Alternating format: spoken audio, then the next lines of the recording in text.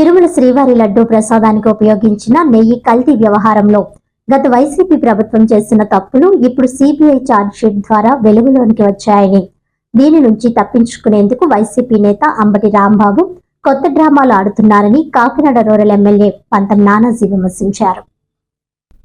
ఈ సందర్భంగా నానాజీ మీడియాతో మాట్లాడుతూ టీటీడీ సరఫరా చేసిన నెయ్యిలో జంతువుల కొవ్వు లేదని సిబిఐ చెప్పిందంటూ వైసీపీ నేతలు సంబరాలు చేసుకోవడాన్ని తప్పుపట్టారు.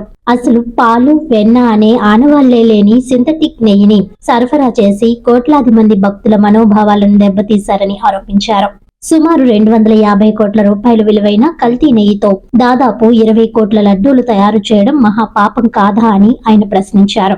గుంటూరులో టీడీపీ ఏర్పాటు చేసిన ఫ్లెక్స్ల విషయంలో అంబటి రాంబాబు సృష్టించిన వివాదాన్ని తీవ్రంగా ఖండించారు. చేసిన తప్పులు బయటపడుతున్నాయనే భయంతోనే అంబటి రాంబాబు డైవర్షన్ పాలిటిక్స్ కు పాల్పడుతున్నారని ఎద్దేవా చేశారు. ముఖ్యమంత్రిపై అసభ్య పదజాలం వాడటం అంబటి అహంకారానికి నిదర్శనమని, దీనికి తగిన శిక్ష తప్పదని నానాజీ స్పష్టం చేశారు. ప్రజలు నేడు ఈ మహాపాపాలను చేసిన వారిని శిక్షించాలని కోరుకుంటున్నారని ఆయన అన్నారు. ఈ కార్యక్రమంలో చిక్కాల రామచంద్రరావు, రూరల్ కోఆర్డినేటర్ కటకంశెట్టి బాబీ, పెంకె శ్రీనివాస్ బాబా, రంబాల వెంకటేశ్వరరావు, కూటమి నాయకులు, అభిమానులు, కార్యకర్తలు పాల్గొన్నారు. నిన్న జరిగిన కొంతమంది ప్రజలు ఇంటి మీద దాడి చేసిన తర్వాత ఎప్పుడైతే గౌరవ ముఖ్యమంత్రి అన్ని వడ్డిస్తున్నటువంటి ముఖ్యమంత్రిని అలా మాట్లాడిన తర్వాత ఎప్పుడైతే ప్రజలు, మీరు అందరూ చాలా మంది కార్యకర్తలను రాస్తున్నారు టీవీలో గట్రా, తెలుగుదేశం నాయకులు చెప్తారు కాదు, అక్కడ వెళ్ళి ప్రజలు వెళ్ళి తగిన బుద్ధి చెప్పారు. నన్ను అరెస్ట్ చేయ బాబోయ్ అని చెప్పి అరెస్ట్ చేసుకుని లోనకు పారిపోయాడు. కాబట్టి మాకు అర్థమైంది ఏంటంటే, ఊర్లో ఉన్న ఎదవ కూడా చెప్తా ఉన్నాను, మాకు అర్థమైంది ఏంటంటే ప్రజలు మా నుంచి ఇవన్నీ కాకుండా ఇంకోటి ఏదో కోరుకుంటా ఉన్నారు. అది ఏంటంటే ఈ కుక్కలకి తగిన శాస్తి జరిపాలని చెప్పి కోరుకుంటా ఉన్నారు. కాబట్టి ఈ యాక్షన్ బెటర్ అని చెప్పి మేము కూడా ఒక ఆలోచనకి రావడం జరిగింది.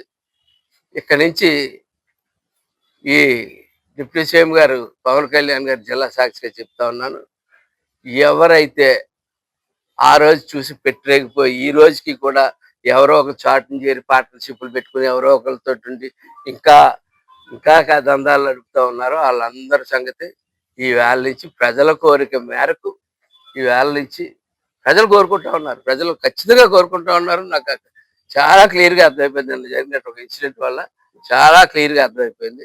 ప్రజల కోరిక మేరకే మేము ముందుకు వెళ్తామని చెప్పి చెప్తా ఉన్నాను. ఈ యదవ చెప్తా ఉన్నాడు, నేను అనలేదు, తెలుగుదేశం కార్యకర్తలు అన్నాను, చంద్రబాబు నాయుడు పిచ్చి యదవ. చంద్రబాబు నాయుడు అన్నా కార్యకర్తలన్నా చంద్రబాబు నాయుడుకి ఒకటేరా, ఎందుకంటే అలా కాబట్టి 35-40 సంవత్సరాల నుంచి పార్టీ నడపగలుగుతున్నాడు. అది గుర్తుపెట్టుకోమని చెప్పి తెలియజేస్తాను. అలాగే పవన్ కళ్యాణ్ అన్నా, నన్నన్నా, ఈ మురళీనన్నా, ఎవరినన్నా సరే పవన్ కళ్యాణ్ అన్నట్టుగానే పవన్ కళ్యాణ్ తీసుకుంటారు. కాబట్టి అంత తక్కువ కాలంలో 100% స్ట్రైక్ రేట్ తోటి ఇవాళ మేము పార్టీ ముందుకు తీసుకెళ్తా ఉన్నాం. కాబట్టి ఇవన్నీ గుర్తుపెట్టుకుని ఉండవలసింది చెప్తా ఉన్నాను. ప్రత్యేకంగా ఈ జిల్లాలో, కాకినాడ జిల్లాలో ఉన్న యదవులందరికీ చెప్తా ఉన్నాను, మూటాముళ్ళు సర్దుకుని పండి, ప్రజలు దేహశుద్ధి చేసి సమయం ఆసన్నమైందని చెప్పి చెప్తా ఉన్నాను. ఇకపోతే తిరుపతి లడ్డు విషయంలో ప్రజల మనోభావాలు, భక్తుల మనోభావాలు దెబ్బతీసినట్టు చేసేటువంటి విషయాన్ని ఎట్టి పరిస్థితుల్లోనే ఉన్నాయి. ఎందుకంటే కలియుగ దైవ వెంకటేశ్వర స్వామిని మనం వెంకటేశ్వర స్వామిని పిలుచుకుంటాం. ఎక్కడెక్కడో నార్త్ నుంచి వస్తారు, బాలాజీ అంటారు, కన్నడ నుంచి వస్తారు, తిమ్మప్ప అంటారు, తమిళ్లు వస్తారు, ఏరువలి అని పిలుస్తూ ఉంటారు. అంటే దేశం మొత్తం మీద అతనికి ఉన్నటువంటి భక్తులు, అంతమంది భక్తులు ఉన్నటువంటి ఆయన్ని గోవిందుడు. ఆ గోవిందు భక్తులందరూ ఒక్కసారి గోవింద అంటే మీరు అందరూ కూడా గోవింద అయిపోతారు. అంబటి రాంబాబు అది గుర్తుపెట్టుకోవాలని తెలియజేస్తూ, ఇప్పుడు కొత్తగా ఒక అవతారం ఎత్తాడు రాంబాబు. నిన్నటి నుంచి మొన్నటి ఆయన అరెస్ట్ చేయగానే వైసీపీ మీడియా లైన్లోకి వచ్చేసి కాపు నాయకుడట, కాపు నాయకుడిని అరెస్ట్ చేస్తాడట.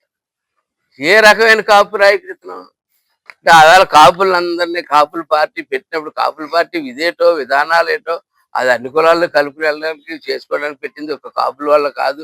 అన్ని విధానాలు తెలుసుకోవాలి కదా. అది తెలుసుకునేప్పుడు ఆ కాపుల పార్టీ తొంగన్నా చూడాలి కదా, అంత కాపు నాయకుడిని. ఆవేళ అగాలి రెడ్డి కాపు అయిపోయావా, అగాలి రెడ్డి కాపు అయిపోయి ఈవేళేమో కాపు నాయకుడు అయిపోయావు. ఓకే, ప్రపంచవ్యాప్తంగా ఆధ్యాత్మికం అంటే తిరుపతి. తిరుపతి అంటే ఒక తెలుగు 2 రాష్ట్రాలకే కాదు, ప్రపంచంలో ఉన్న దేశం అందరూ కూడా, దేశం నుంచి కూడా అన్ని భక్తులు వచ్చి పవిత్రంగా చూసుకునే తిరుపతి లడ్డు విషయంలో కల్తీ చేయటమే కాకుండా 2019 నుంచి 2024 వరకు మరి తిరిగి మళ్ళీ ఆ పాపాన్ని కడుక్కోకుండా తిరిగి మళ్ళీ వాళ్ళు మాయమాటలు చెప్తున్నారంటే ఇది ఎంతవరకు తగు అని చెప్పి మీ అందరికీ అడుగుతున్నాను. అదే రకంగా 2019లోనే మైసూరు వాళ్ళు 2020లో మైసూరుకు సంబంధించిన మరి ఫుడ్ టెక్నాలజీ వాళ్ళు, సెంట్రల్ ఫుడ్ టెక్నాలజీ వాళ్ళు ఇచ్చారు తిరుపతికి. ఏమన్నా ఇందులో రసాయనాలతో కూడిన కల్తీనయ్య మిక్స్ అవుతుంది, దీన్ని ఇమ్మీడియట్గా దీన్ని క్లోజ్ చేయండి అని చెప్పి వాళ్ళు ఇస్తే జగన్మోహన్ రెడ్డి గారు దాన్ని తీసుకెళ్ళి తుప్పుబట్టలో పడేశారు. వాళ్ళకు అనుగుణంగా తిరుమల తిరుపతి దేవస్థానానికి 371 జీవోని వాళ్ళు అనుకువగా మార్చుకుని రోజుకి ఎప్పటి నుంచో వస్తున్న చరిత్ర 4 లక్షల లీటర్ల పాలు, ఆవు పాలు కొనాలని వస్తే ఏమీ 4 లక్షల లీటర్ల ఆవు పాలు అక్కర్లేదు అని చెప్పి మార్చుకున్నారు. అదే రకంగా 12,000 టన్నులు నెయ్యి కావాలని చెప్పి వస్తే 8,000 టన్నులు నెయ్యి వస్తాయి, 8,000 టన్నులు వెన్న వస్తే చాలని చెప్పి పెట్టారు. అదే రకంగా టెండర్ వేసే వాళ్ళకి 3 సంవత్సరాల నుంచి అనుభవం ఉండాలి అని చెప్తే 3 సంవత్సరాల అనుభవం అవసరం లేదు, 1 సంవత్సరం అనుభవం ఉంటే చాలు అని చెప్పి వాళ్ళ తత్తులకి, వాళ్ళ దగ్గర నుంచి డబ్బులు గుంజుకోవడానికి వీళ్ళు చేసిన యత్నం తిరుమల తిరుపతి దేవస్థానాన్ని, లడ్డూని అపవిత్రం చేసి మన తెలుగు ప్రజలు, ప్రపంచ తెలుగు ప్రజలు అందరూ మనోభావాలు దెబ్బతీసిన వ్యక్తులు ఎవరైనా ఉన్నారంటే వైఎస్ జగన్మోహన్ రెడ్డి గారు అండ్ టీం అని చెప్పి మీకు ఈవేళ నేను వివరిస్తున్నాను. తిరుపతి లడ్డు విషయం పక్కా తేలినందుకు వాళ్ళు పాప విమోచన కింద మోకాళ్ళతోటి తిరుపతి మెట్లు ఎక్కి పాప విమోచన చేసుకోకుండా ఇలాంటి డైవర్షన్ పాలిటిక్స్ చేస్తే మాత్రం ఎవరూ ఊరుకునేది లేదు అని చెప్పి ప్రత్యేకంగా మీకు తెలియజేస్తున్నాం. మీరు దొంగలు అని చెప్పి తేలింది. విజయవాడలో హవాలా కూడా మీరు ఏ చేతులు మారాయి, జగన్మోహన్ రెడ్డికి ఎలా వచ్చినాయి కూడా పక్కా రిపోర్ట్లు ప్రతిదీ తెలియజేశారు. అందువలన దొంగలకి విజ్ఞప్తి చేస్తున్నాం, దొంగలు దొరికారు, మీరు డైవర్షన్ పాలిటిక్స్ చేయకండి. మీకు ఇందాక ఎమ్మెల్యే గారు చెప్పినప్పుడు చెప్పింది ప్రజలు ఇంకొకటి కోరుకుంటున్నారు, వీరందరినీ లోపల వేయటం కోరుకుంటున్నారు. అది ఖచ్చితంగా రాను